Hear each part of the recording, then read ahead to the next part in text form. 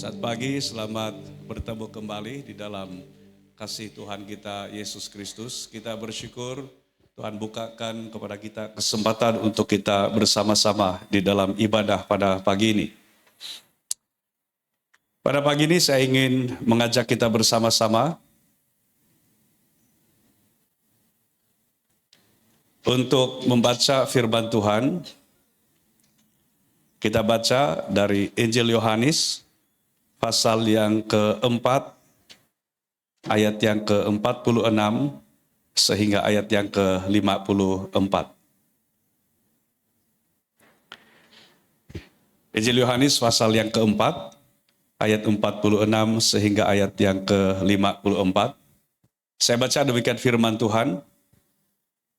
Yesus menyembuhkan anak pegawai istana. Maka Yesus kembali lagi ke Kana di Galilea, di mana ia membuat air menjadi anggur. Dan di Kapernaum ada seorang pegawai istana, anaknya sedang sakit. Ketika ia mendengar bahwa Yesus telah datang dari Yudea ke Galilea, pergilah ia kepadanya lalu meminta supaya ia datang dan menyembuhkan anaknya, sebab anaknya itu hampir mati. Maka kata Yesus kepadanya, jika kamu tidak melihat tanda dan mujizat, kamu tidak percaya. Pegawai istana itu berkata kepadanya, Tuhan, datanglah sebelum anakku mati. Kata Yesus kepadanya, pergilah, anakmu hidup. Orang itu percaya akan perkataan yang dikatakan Yesus kepadanya, lalu pergi. Ketika ia masih di tengah jalan, hamba-hambanya telah datang kepadanya dengan kabar bahwa anaknya hidup. Ia bertanya kepada mereka pukul berapa anak itu mulai sembuh. Jawab mereka, kemarin siang pukul 1 demamnya hilang. Maka teringatlah ayah itu bahwa pada saat itulah Yesus berkata kepadanya, anakmu hidup. Lalu ia pun percaya, ia dan seluruh keluarganya. Dan itulah tanda kedua yang dibuat Yesus ketika ia pulang dari Yudea ke Galilea. Pada pagi ini saya mau sampaikan firman Tuhan dari teks ini dengan tema iman yang matang atau iman yang dewasa. Ini sebenarnya adalah salah satu cabaran di mana kita bukan hanya percaya dan terima Yesus menjadi Tuhan dan penyelamat kita secara pribadi, tapi kita sedang sebenarnya menjalani iman kita dalam Kristus.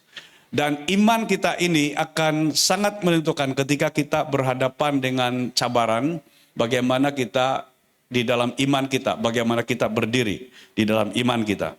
Ada satu ayat yang Yesus sendiri katakan kepada pegawai istana di dalam kisah ini, dalam ayat yang ke-50. Yesus hanya berikan pesan ini atau kata-kata ini kepada pegawai istana itu, pulanglah, anakmu hidup. Dan dia pegang perkataan itu, kemudian kita dapat melihat keseluruhan akhir dari kisah ini, dia mengalami mujizat. Namun sebelum itu ada satu teguran yang Yesus telah berikan. Teguran itu pada ayat yang ke-48. Jika kamu tidak melihat tanda dan mujizat, kamu tidak percaya. Dan ini sebenarnya adalah satu teguran dan peringatan tentang iman yang belum matang. Sudah percaya tetapi digugat atau masih boleh terombang-ambing oleh keadaan, oleh situasi. Atau iman itu semata-mata untuk menuntut sesuatu dari Tuhan. Di ayat yang 48 ini merupakan satu teguran Kristus bukan hanya kepada pegawai istana ini, tetapi juga kepada kita pada hari ini. Dan kalau kita melihat pelayanan Yesus, dia melayani pelbagai lapisan masyarakat. Ada orang yang miskin, ada orang yang sakit, yang disingkirkan oleh masyarakat seperti orang yang berpenyakit kusta. Tapi ada juga orang-orang yang dari istana Herodes pada waktu itu. Dan dia tentunya seorang pegawai tinggi, dia seorang yang punya kekuasaan. Tapi dia ada keterbatasan sebagai manusia. Dan dia ingat Yesus boleh menolong dan dari jauh dia mencari Yesus, kemudian inilah kata-kata Yesus kepada pegawai ini.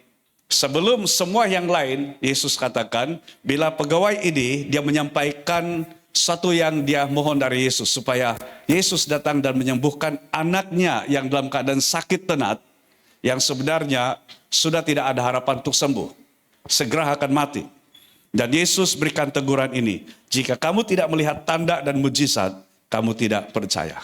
Itu sebabnya saya ingin bawa kita bersama-sama untuk melihat hal ini. Iman yang matang tetap percaya kepada Kristus walaupun belum menerima berkat atau melihat mujizat. Sementara kalau iman itu, iman kepada Kristus yang didorong, yang digerakkan oleh karena menginginkan berkat atau mujizat, ini yang dikatakan tidak matang atau belum matang. Dan itu akan sangat rapuh, itu akan sangat mudah menjadi lemah. Ketika semua yang kita inginkan atau tuntutan diri kita seolah tidak terpenuhi, maka itu boleh menyebabkan kita masih berpegang kepada Tuhan, percaya sepenuhnya kepada Tuhan, ataupun sebenarnya iman kita itu semata-mata karena mujizat, semata-mata karena berkat yang dari Tuhan. Dan pada pagi ini saya ingin mengajak kita bersama-sama belajar firman Tuhan tentang bagaimana Tuhan membentuk iman yang dewasa atau iman yang matang itu. Bagaimana Tuhan membentuk kedewasaan atau kematangan iman kita. Mari kita perhatikan yang pertama di Injil Yohanes 4 ayat yang ke-46. Di awal daripada pembacaan ini dinyatakan ada seorang pegawai istana yang anaknya sedang sakit. Ini adalah bukan hanya satu maklumat, tapi di situ terkandung banyak kebenaran sebenarnya. Orang ini hanya diperkenalkan sebagai seorang pegawai istana. Kalau sekiranya mungkin dalam konteks kita sekarang ini, dia seorang menteri. Ada Perdana Menteri, dan kalau pada waktu di zaman ini tidak ada istilah dia Perdana Menteri ataupun Sultan atau Raja. Memang ada Raja Herodes pada waktu itu. Kemudian dia ini adalah pegawai di Istana Raja, yang kalau dia adalah kaki tangan kerajaan ataupun kaki tangan istana, dia juga mempunyai authority, dia mempunyai banyak akses, dia juga mempunyai banyak pengaruh, dia juga tidak ada masalah sebenarnya dengan keuangan. Jadi kalau kita lihat diri orang ini yang datang kepada Yesus, yang diperkenalkan sebagai seorang pegawai istana, tapi dia berhadapan dengan satu situasi di mana anaknya sedang sakit. Dan kalau dengan tindakan ini, kalau kita perhatikan, anak dia yang sakit, sampai dia boleh tinggalkan tempat dia dari Kapernaum itu, kemudian dia pergi menemui Yesus di Kana. Nanti saya akan tunjukkan peta kedudukan di mana Kapernaum dan di mana Kana pada waktu itu dan di zaman modern ini. Pada waktu itu belum ada kendaraan, belum ada kereta seperti yang sekarang, belum ada penerbangan, dan belum ada jalan raya seperti yang ada pada hari ini di Israel. Belum ada semua teknologi yang ada sekarang. Belum ada drone, belum ada peluru berpandu, belum ada semua yang itu. Dan semua pergerakan, semua perjalanan mereka itu sama ada jalan kaki, atau menaiki keledai, menaiki kuda atau unta, dan ada yang disebut sebagai kereta kuda dan sebagainya. Jadi ini suatu perjalanan yang cukup panjang sebenarnya, cukup lama, cukup jauh. Dan alat komunikasi pada waktu itu belum seperti yang sekarang. Dimana kalau sekiranya kamu ada rakan yang ada di, katakan ada di Israel kah, atau ada di Amerika, ada di Jepun, saudara hanya type di media sosial ataupun di WhatsApp kamu, dan kemudian kirimkan kepada dia. Setelah kirim saja, dia sudah dapat menerima berita itu.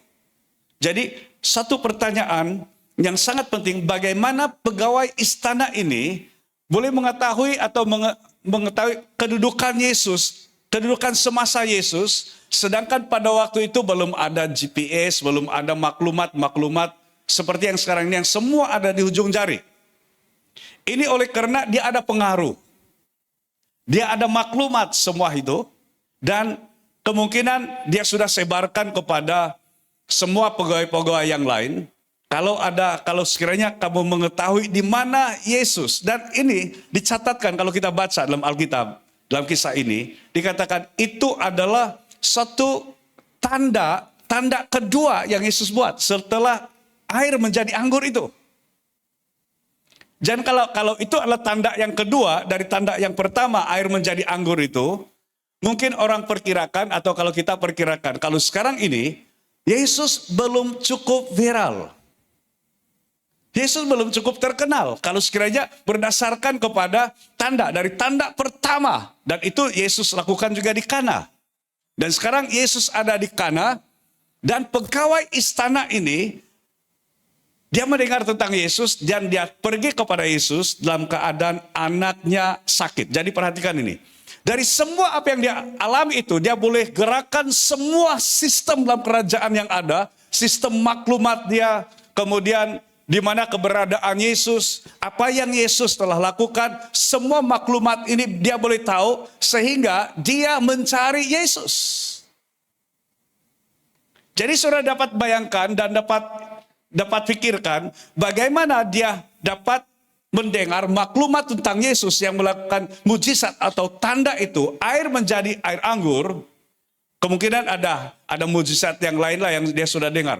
Bagaimana seorang ini dia mendapatkan maklumat itu adalah karena dia di dalam pengaruh, dia dalam kuasa yang cukup untuk dia mengetahui banyak perkara sehingga dia mencari Yesus. Dan perhatikan di sini, selain dia seorang pegawai istana, dikatakan di sini yang anaknya sakit.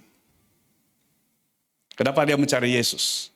Semua sistem kesehatan di bawah otoritas dia tidak sanggup dan tidak dapat menyelamatkan anaknya. Dan satu lagi, saya percaya dia sangat sayang kepada anaknya. Tidak diberitahukan ini anak yang keberapa. Tapi dia sangat sayang anaknya. Dia sudah menggerakkan semua usaha barangkali di dalam kekaisaran Romawi, di dalam otoritas dia sebagai pegawai raja. Tapi semua tidak dapat, dengan keuangan yang ada, dengan pengaruh yang ada, dengan semua pengetahuan, dengan semua sistem yang ada, dia tidak dapat menyelesaikan ini. Jadi bagaimana ketika dia datang kepada Yesus, dia ajukan permintaan ini, dan Yesus berikan teguran tadi itu. Kamu tidak percaya kalau kamu tidak melihat tanda dan mujizat. Kalau kamu tidak menerima tanda dan mujizat, kamu tidak percaya. Dan ini sebenarnya membawa kepada pegawai istana ini untuk dia mulai belajar tentang kematangan imannya. Dari tindakan dia sebenarnya itu juga sudah menyatakan satu tindakan dari iman. Dan bagaimana Tuhan memproses iman itu. Kisah ini sengaja Tuhan tuliskan dalam Alkitab untuk kita belajar. Bagaimana Tuhan sebenarnya membentuk kedewasaan atau kematangan iman kita. Ini yang pertama yang saya pelajari dan kita dapat pelajari dari firman Tuhan ini. Cara Tuhan membentuk iman kita itu, iman yang dewasa atau iman yang matang itu dibentuk melalui krisis. Ada krisis yang berlaku dan dari krisis itu telah membawa dia kepada sumber iman atau sumber segala berkat, sumber segala mujizat, yaitu Yesus. Ada seorang pegawai istana yang anaknya sedang sakit. Ini bukan hanya krisis kesehatan anak dia. Ini krisis semua, di mana dari pengaruhnya, dari kuasanya, dari pengetahuan, dari semua sistem yang ada, tidak dapat membantu anaknya yang dalam keadaan sakit ini. Dan dia satu-satunya harapannya adalah kepada Yesus. Yang dia sudah dengar daripada orang lain, dari semua maklumat, dari semua komunikasi berkaitan tentang Yesus, dia dengar dan dia ambil satu langkah yang sangat penting.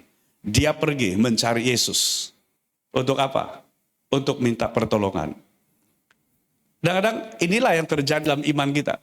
Jangan kita merasa terlalu anti atau sangat trauma apabila kita berhadapan dengan krisis apapun.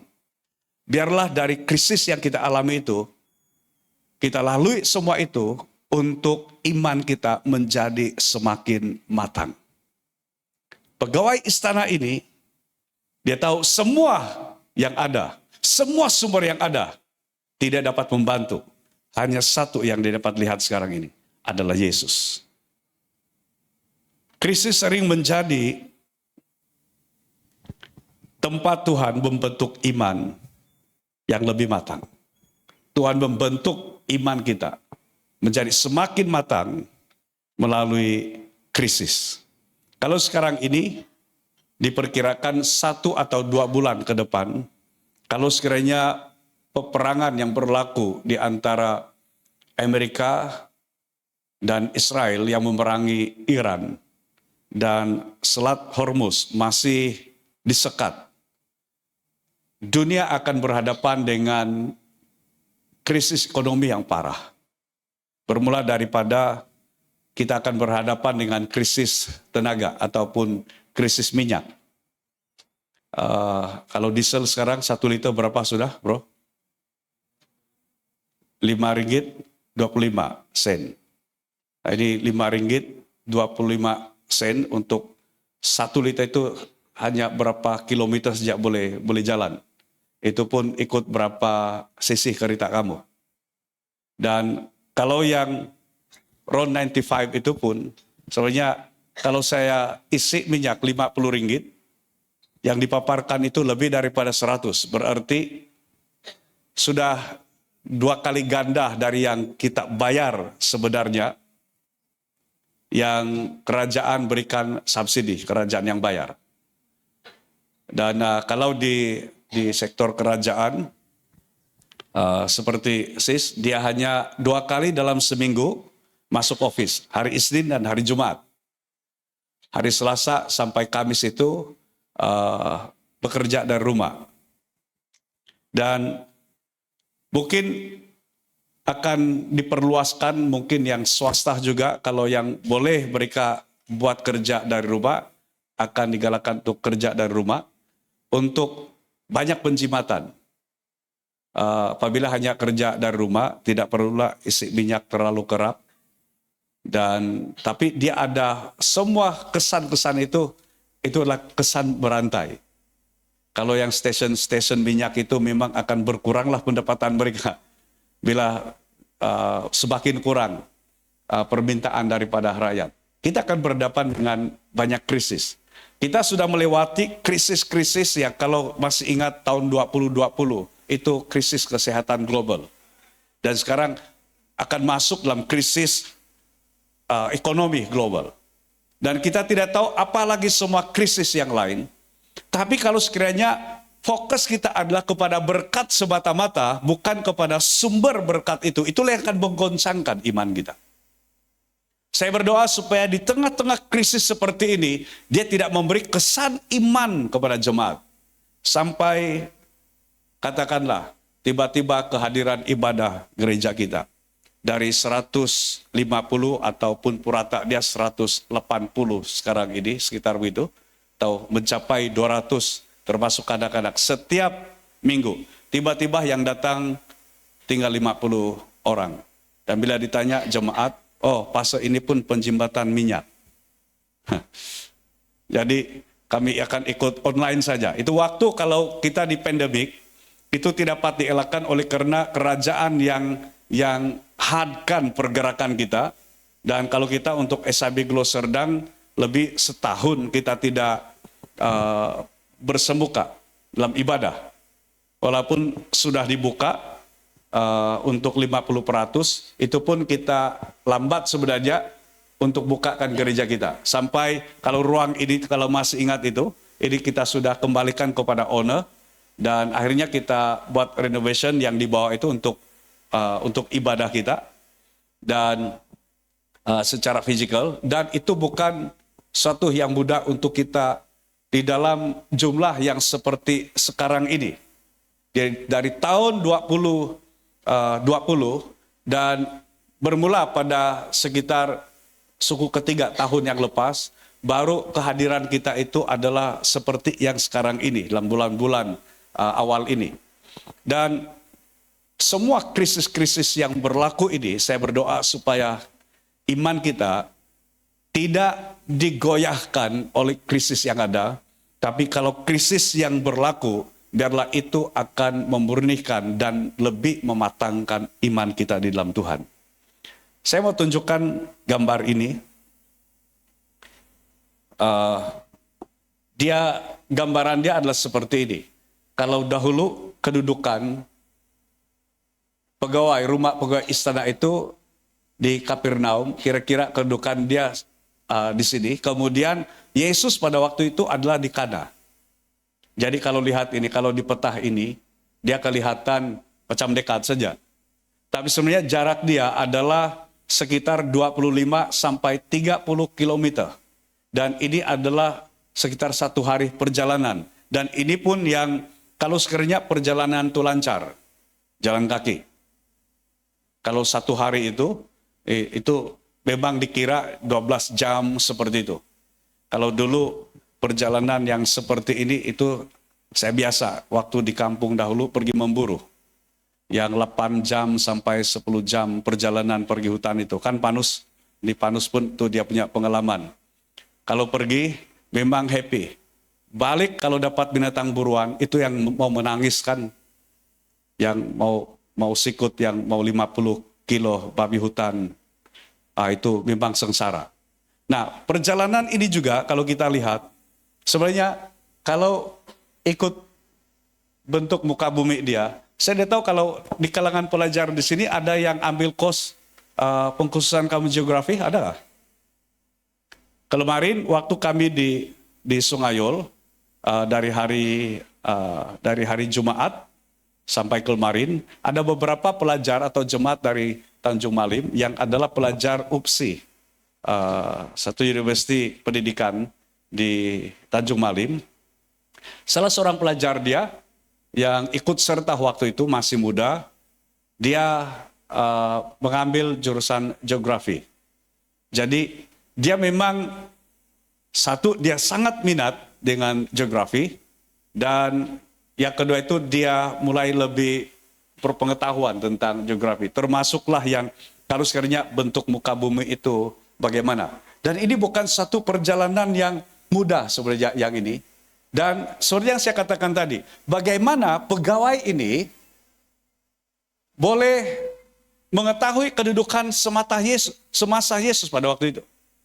Untuk waktu yang singkat, kalau sekiranya tidak ada informa, tidak ada yang memberikan komunikasi tentang Yesus, di mana kehadiran Yesus. Dan dia sanggup, dia tinggalkan rumah di Kapernaum, kemudian cari Yesus sampai Yesus berada di Kana pada waktu itu. Dalam perjalanan itu banyak cabaran, banyak halangan, dan banyak juga rintangan, tapi itu tidak menghalangi. Ya. Nah, kalau kita perhatikan di sini, di jarak perjalanan itu, di tengah-tengah krisis, kalau iman yang dibentuk dalam kematangan, dia tidak akan dipengaruhi oleh keadaan ini. Jaraknya dari semua cabaran tidak dipengaruhi. Dia hanya mau mencari Yesus. Itulah sebabnya kita meletakkan tema Fokus Kristus. Dan ini bukan tema tahunan, tapi biarlah ini menjadi fokus hidup kita. Selama kita hidup di dunia ini, biarlah itu menjadi fokus di dalam hidup kita. Nah, yang kedua yang saya mau kongsikan kepada kita pada pagi ini. Dan ini yang terakhir saya mau sampaikan. Yohanes 4 ayat 50, firman Tuhan berkata, kata Yesus kepadanya, yaitu kepada pegawai istana itu, pergilah, anakmu hidup.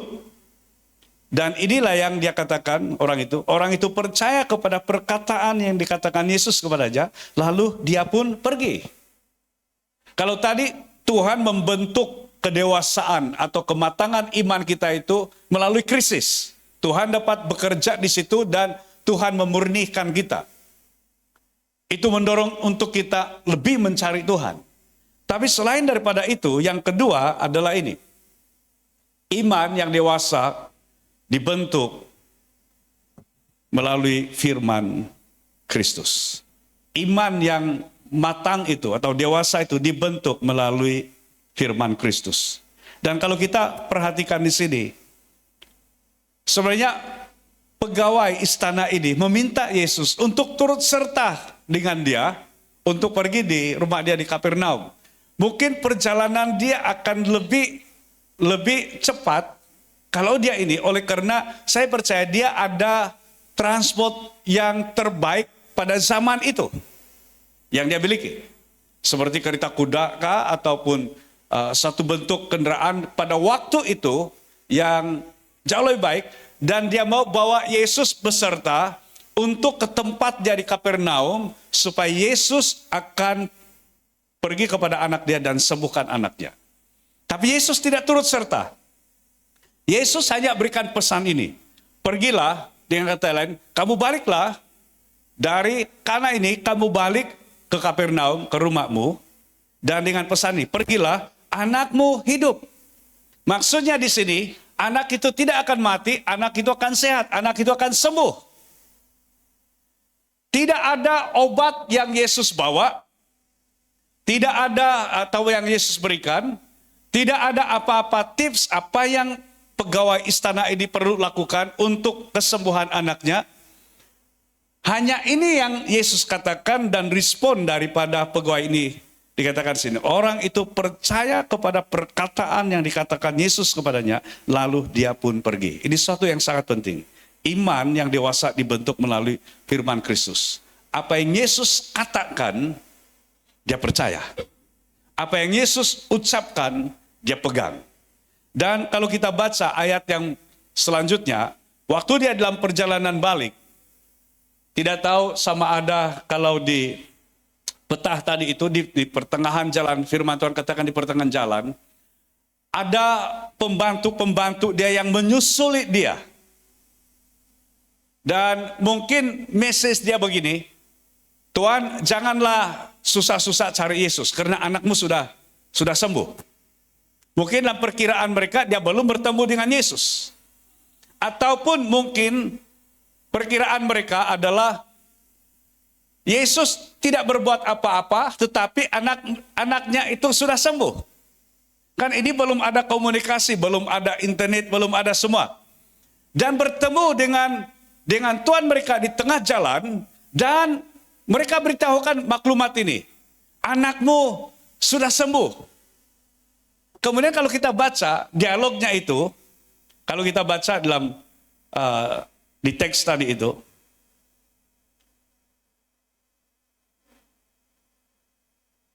ayat yang ke-51 dikatakan, ketika ia masih di tengah jalan, hamba-hambanya telah datang kepadanya dengan kabar bahwa anaknya hidup. Mereka menyusuli dan beritahukan kabar itu. Tapi apa yang dilakukan oleh tuan ini atau pegawai ini? Ayat 52. Ia bertanya kepada mereka, pukul berapa anak itu mulai sembuh? Ini sesuatu yang sangat penting. Maklumat yang dia minta daripada para hambanya ini, pembantunya ini sangat penting. Dia bertanya, pukul berapa anak saya mulai sembuh? Kemudian mereka jawab mereka, kemarin siang pukul 1 demamnya hilang. Dia bukan beransur-ansur hilang sebenarnya. Dari bahasa asli pun dia bukan yang beransur. Hilang serta-merta. Kemudian perhatikan ayat 53. Maka teringatlah ayah itu bahwa pada saat itulah, perhatikan sini, pada saat itulah Yesus berkata kepadanya, anakmu hidup. Itulah yang dia pegang. Langkah dia untuk kembali ke Kapernaum dari Kana itu adalah langkah iman kepada berdasarkan apa yang Yesus katakan. Kita harus belajar di sini. Karena selalu kemungkinan langkah setiap hari yang kita jalani itu adalah bukan berdasarkan apa yang Yesus katakan. Tapi apa yang berdasarkan apa yang kita inginkan dari Tuhan. Bukan berdasarkan apa yang Tuhan inginkan. Kalau kita melihat dari banyak mujizat yang Yesus lakukan, atau mujizat-mujizat yang berlaku dalam Alkitab, semua itu mereka lakukan berdasarkan apa yang Tuhan perintahkan. Apa yang menyebabkan manusia jatuh ke dalam dosa? Ketika Adam dan Hawa, mereka melanggar apa yang Tuhan katakan jangan makan, dan mereka makan. Di sini pula bila Yesus berkata, anakmu hidup, pegawai istana raja ini, dia pegang perkataan Kristus itu, dan langkah untuk dia kembali ke rumah dia adalah berdasarkan apa yang Yesus katakan. Jadi pegang apa yang Yesus katakan. Bagaimana kita tahu apa yang Yesus katakan kalau sekiranya kita tidak memiliki firman, kita tidak baca firman. Itu sebabnya disiplin diri kita untuk mendengar perkataan-perkataan Kristus. Kalau kita membaca Alkitab, kalau sekarang ini sama ada Alkitab elektronik kamu, sama ada itu dari terjemahan bahasa Indonesia, terjemahan baru. Kalau terjemahan baru bahasa Indonesia itu, setiap perkataan Yesus itu diberikan warna merah. Jadi kita tahu kalau itu adalah perkataan-perkataan Yesus. Mulai pelajari apa yang Tuhan Yesus katakan dan mulai serap itu ataupun terapkan itu perkataan-perkataan Kristus itu untuk kita dan bukan hanya untuk diketahui, tapi kita bertumbuh dari apa yang Yesus katakan. Pergilah, anakmu hidup. Orang itu percaya kepada perkataan yang dikatakan Yesus kepadanya, lalu ia pun pergi. Kemudian kalau kita lihat seterusnya di ayat 53 itu, maka teringatlah ayat itu bahwa pada saat itulah Yesus berkata kepadanya, anakmu hidup. Perhatikan, ini satu respon yang sangat indah sekali. Lalu ia, yaitu pegawai istana itu, ia pun percaya, ia dan seluruh keluarganya. Dia bukan hanya membawa implikasi kepada iman pegawai ini, tetapi iman keluarganya. Dia membawa seluruh keluarga, bahkan saya percaya termasuk anak itu. Akhirnya anak itu paham bagaimana dia mengalami kesembuhan adalah oleh karena perkataan Yesus yang diimani oleh bapaknya itu. Anakmu hidup.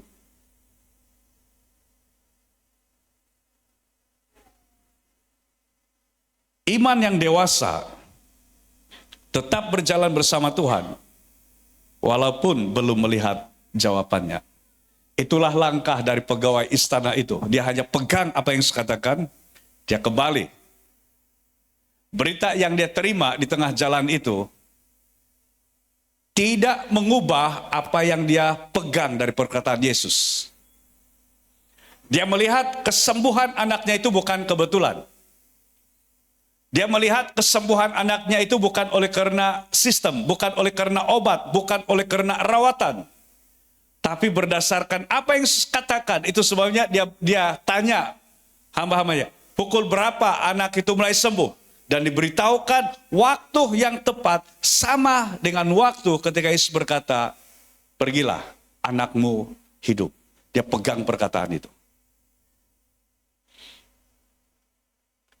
Dari perjalanan dari Kapernaum mencari Yesus sampai di Kana sekitar 25 sampai 30 kilometer. Ini adalah satu perjalanan iman yang Tuhan proses dari seorang pegawai istana raja ini. Di dalam perjalanan rohani kita bersama dengan Kristus, mari kita jalani dengan kita setia pada proses Tuhan dalam hidup kita. Iman yang dewasa percaya kepada firman Kristus walaupun di tengah krisis. Seperti yang dialami oleh pegawai istana ini. Di tengah krisis sekalipun, dia mencari Yesus. Dia mulai pusatkan semua arah hidup dia kepada Kristus. Iman yang dewasa atau matang percaya kepada firman Kristus walaupun di tengah krisis. Bahkan sebelum melihat mujizat dan menerima berkat sekalipun, dia pegang firman Kristus. Di tengah krisis yang dia alami, ini yang terjadi. Dia dari semua maklumat yang ada, dia tahu satu-satunya harapan dalam hidup dia adalah Yesus. Dia sanggup dari Kapernaum, dia sendiri bertemu dengan Yesus di Kana. Dari semua maklumat, dari semua apa yang dia ada, dia dapat gunakan itu untuk bertemu dengan Yesus secara pribadi, bercakap dengan Yesus secara pribadi. Dan ini yang dialami pegawai istana raja ini. Dia mengalami Kristus secara pribadi. Dan kesannya bukan hanya dia, tapi firman Tuhan berkata, ia dan seluruh keluarganya percaya kepada Yesus. Saya berdoa, apapun tantangan, apapun cabaran yang kita akan hadapi hari mendatang ini, itu tidak akan menggugat iman kita dalam Kristus. Kita akan tetap teguh, kita akan tetap kuat, kalaupun dunia dari sudut ekonomi atau apapun, banyak perubahan yang berlaku dalam beberapa bulan ini. Biarlah di tengah-tengah krisis sekalipun, kita tetap percaya kepada Tuhan. Saya teringat salah satu daripada tandanya kalau kita ada kematangan rohani adalah dalam semua keadaan, dalam setiap situasi, kita selalu dapat bersyukur kepada Tuhan. Itu yang lagu terakhir kita nyanyikan itu. Kita bersyukur kepada Tuhan. Dan mari kita responi semua apa yang akan berlaku dalam hidup kita itu, dengan kita selalu bersyukur kepada Tuhan. Mari kita berdiri bersama-sama. Ku bersyukur Bapa, ku bersyukur Tuhan, kasih setia di dalam hidupku. Ku bersyukur,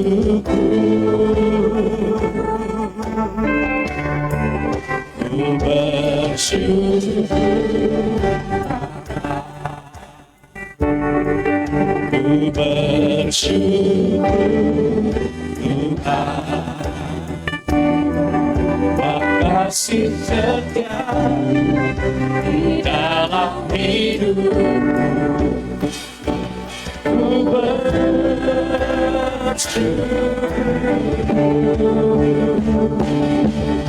Tuhan,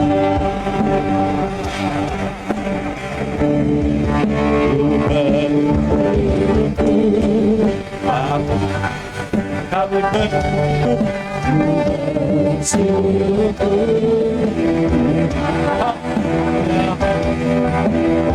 kasih setia di dalam hidupku. Bersyukur,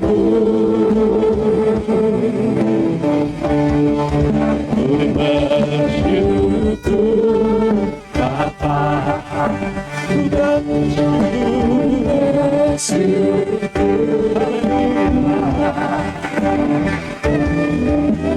kasih setia di dalam hidupku.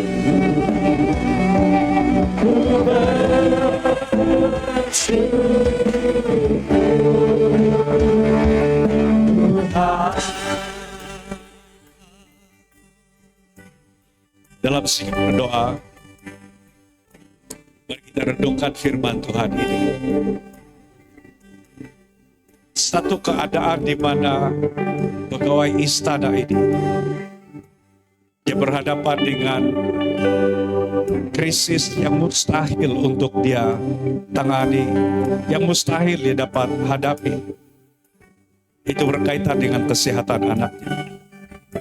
Dari semua apa yang dia miliki, dari semua yang dia ada, semua kelebihan yang dia ada, semua keistimewaan yang dia ada, itu tidak dapat membawa kesembuhan kepada anaknya. Tapi satu perkara yang kita perhatikan di sini, dia mencari Yesus. Dia datang kepada Yesus dan dia pegang apa yang Yesus katakan. Dia percaya siapa Yesus. Dia percaya apa yang Yesus berkatakan. Ketika engkau berhadapan dengan krisis apapun dalam hidupmu, kalau akan berhadapan dengan krisis yang sukar sekalipun di depan ini, Mari bersama-sama ambil komitmen ini. Supaya iman kita bukan menjadi semakin lemah, tapi kita semakin kuat. Iman kita semakin dewasa, iman kita menjadi semakin matang. Kristus yang ada itu membuat kita mencari Tuhan, hidup kita fokus kepada Dia. Itu bukan menjauhkan daripada Tuhan. Di tengah-tengah apapun yang berlaku, kita akan berpegang kepada kebenaran firman. Saya percaya ini kerinduan Tuhan bagi setiap kita, dan mari kita mulai menjalani dengan penuh pengharapan, di mana kita dapat selalu bersyukur dengan apapun keadaan yang akan terjadi depan kita. Kita dapat melihat Kristus, bukan mengejar kuasanya dan berkatnya, tapi kita melihat kepada Yesus yang adalah sumber segala sesuatu. Bapak, saya berdoa untuk setiap anak-anak-Mu, baik yang ada di ruangan ini, yang sedang mengikuti ibadah ini secara online, atau mengikuti ibadah ini, ataupun mendengar firman Tuhan ini daripada semua media sosial. Saya berdoa dalam nama Tuhan Yesus, biar kebenaran-Mu ini menuntun setiap kami. Bahwa Engkau membentuk iman kami Tuhan menjadi semakin matang, dan biarlah kami rela Tuhan bentuklah kami, supaya ketika kami berhadapan dengan apapun keadaan, apapun cabaran, itu tidak akan menggoyahkan kami, tapi kami menjadi semakin kuat, semakin teguh dalam Engkau Tuhan. Terima kasih Bapa untuk firman-Mu, teguhkan ini dalam setiap diri anak-anak-Mu. Kami terima kebenaran-Mu ini dengan penuh ucapan syukur di dalam nama Tuhan Yesus. Dan kita yang sudah terima kebenaran ini, mari kita katakan bersama, amin, amin, amin.